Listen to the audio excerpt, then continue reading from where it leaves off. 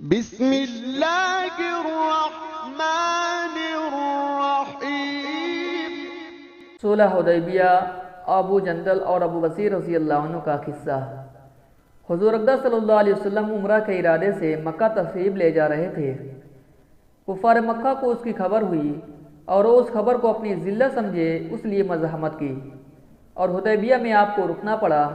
جانصار صاحب رضی اللہ عنہ ساتھ تھے، جو حضور صلی اللہ علیہ وسلم پر جان قربان کرنا فخر سمجھتے تھے۔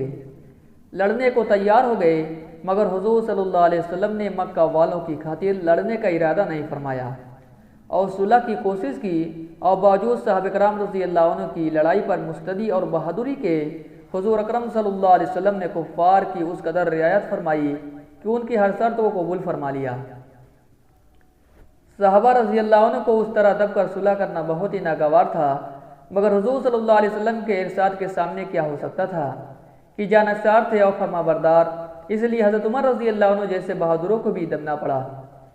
صلح میں جو شرطیں طے ہوئی، ان شرطوں میں ایک شرط یہ بھی تھی کہ کافروں میں سے جو شخص اسلام لائے اور ہجرت کرے، مسلمان اس کو مکہ واپس کر دے، اور مسلمانوں میں سے خدا ناخواستہ اگر کوئی شخص مرتد ہو کر چلا آئے تو وہ واپس نہ کیا جائے۔ یہ صلح نامہ ابھی تک پورا لکھا بھی نہیں گیا تھا کہ حضرت ابو جندل رضی اللہ عنہ ایک صحابی تھے جو اسلام لانے کی وجہ سے طرح طرح کی تکلیفیں برداشت کر رہے تھے اور زنجیروں میں بندھے ہوئے تھے۔ اسی حالت میں گرتے پڑتے مسلمانوں کے لشکر میں اس امید پر پہنچے کہ ان لوگوں کی حمایت میں جا کر اس مصیبت سے چھٹکارا پاؤں گا۔ ان کے باپ سہیل نے، جو صلح نامے میں کفار کی طرف سے وکیل تھے اور اس وقت تک مسلمان نہیں ہوئے تھے، فتح مکہ میں مسلمان ہوئے۔ انہوں نے صاحبزادے کے تماچے مارے اور واپس لے جانے پر اصرار کیا۔ حضور صلی اللہ علیہ وسلم نے ارشاد فرمایا کہ ابھی صلح نامہ مرتب بھی نہیں ہوا، اس لیے ابھی پابندی کس بات کی، مگر ان لوگوں نے اصرار کیا۔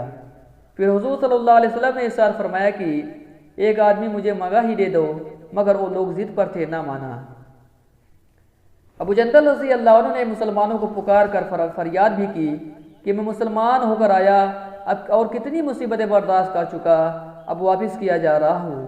اس وقت مسلمانوں کے دلوں پر جو گزری ہوگی وہ اللہ ہی کو معلوم ہے، مگر حضور صلی اللہ علیہ وسلم کے ارشاد سے واپس ہوئے۔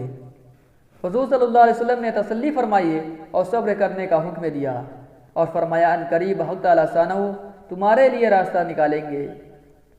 صلح نامہ کے مکمل ہو جانے کے بعد ایک دوسرے صحابی ابو بصیر رضی اللہ عنہ بھی مسلمان ہو کر مدینہ منورہ پہنچے۔ کفار نے ان کو واپس بلانے کے لیے 2 آدمی بھیجے۔ حضور اقدس صلی اللہ علیہ وسلم نے حسب وعدہ واپس فرما دیا۔ ابو بصیر رضی اللہ عنہ نے عرض بھی کیا، یا رسول اللہ، میں مسلمان ہو کر آیا، آپ مجھے کفار کے پنجے میں پھر بھیجتے ہیں۔ آپ صلی اللہ علیہ وسلم نے ان سے بھی صبر کرنے کو ارشاد فرمایا اور فرمایا انشاءاللہ ان قریب تمہارے واسطے راستہ کھلے گا۔ اے صحابی ان دونوں کافروں کے ساتھ واپس ہوئے۔ راستے میں ان میں سے ایک سے کہنے لگے، یار تیلی یہ تلوار تو بڑی نفسی معلوم ہوتی ہے، سیکھی باز آدمی ذرا سی بات میں پھول ہی جاتا ہے۔ وہ نیام سے نکال کر کہنے لگا، ہاں میں نے بہت سے لوگوں پر اس کا تجربہ کیا۔ ایک کا تلوار ان کے حوالے کر دی، انہوں نے اسی پر اس کا تجربہ کیا۔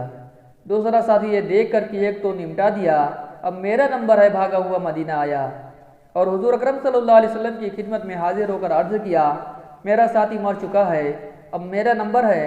اس کے بعد ابو بصیر رضی اللہ عنہ پہنچے اور عرض کیا، یا رسول اللہ، آپ اپنا وعدہ پورا فرما چکے، مجھے واپس کر دیا اور مجھ سے کوئی عہد ان لوگوں کا نہیں ہے جس کی ذمہ داری ہو وہ مجھے میرے دین سے ہٹاتے ہیں، اس لیے میں نے یہ کیا۔ حضور صلی اللہ علیہ وسلم نے فرمایا کہ لڑائی بھڑکانے والا ہے، کاش کوئی اس کا معین مددگار ہوتا۔ وہ اس کلام سے سمجھ گئے کہ اب بھی اگر کوئی میری طلب میں آئے گا تو میں واپس کر دیا جاؤں گا، اس لیے وہ وہاں سے چل کر سمندر کے کنارے ایک جگہ آ پڑے۔ مکہ والوں کو اس قصے کا حال معلوم ہوا تو ابو جندل رضی اللہ عنہ بھی، جن کا قصہ پہلے گزر چکا، چھپ کر وہی پہنچے۔ اسی طرح جو شخص مسلمان ہوتا وہ ان کے ساتھ جا ملتا۔ چند روز میں ایک مختصر سی جماعت ہو گئی۔ جنگل میں جہاں نہ کھانے کا کوئی انتظام، نہ واہن، نہ باغات اور آبادیاں، اس لیے ان لوگوں پر جو گزری ہوگی وہ اللہ ہی کو معلوم ہے، اگر جن ظالموں کے ظلم سے پریشان ہو کر یہ لوگ بھاگتے تھے ان کا ناطقہ بند کر دیا۔ جو قافلہ ادھر کو جاتا اس سے مقابلہ کرتے اور لڑتے، حتیٰ کہ کفار مکہ نے پریشان ہو کر حضور صلی اللہ علیہ وسلم کی خدمت میں عاجزی اور منت کر کے اللہ کا اور رشتہ داری کا واسطہ دے کر آدمی بھیجا کہ اس بے سری جماعت کو آپ اپنے پاس بلا لے، یہ معاہدہ میں تو داخل ہو جائے اور ہمارے لیے آنے جانے کا راستہ کھلے۔ لکھا ہے کہ حضور صلی اللہ علیہ وسلم کا اجازت نامہ جب ان حضرات کے پاس پہنچا تو ابو بصیر رضی اللہ عنہ موت الموت میں گرفتار تھے۔ حضور صلی اللہ علیہ وسلم کا والا نامہ ہاتھ میں تھا ہی کہ اسی حالت میں انتقال فرمایا۔ آدمی اگر اپنے دین پر پختہ ہو، بشرط کہ دین بھی سچا ہو، تو بڑی سی بڑی طاقت اس کو نہیں ہٹا سکتی، اور مسلمان کی مدد کا تو اللہ تعالیٰ کا وعدہ ہے بشرط کہ وہ مسلمان ہو۔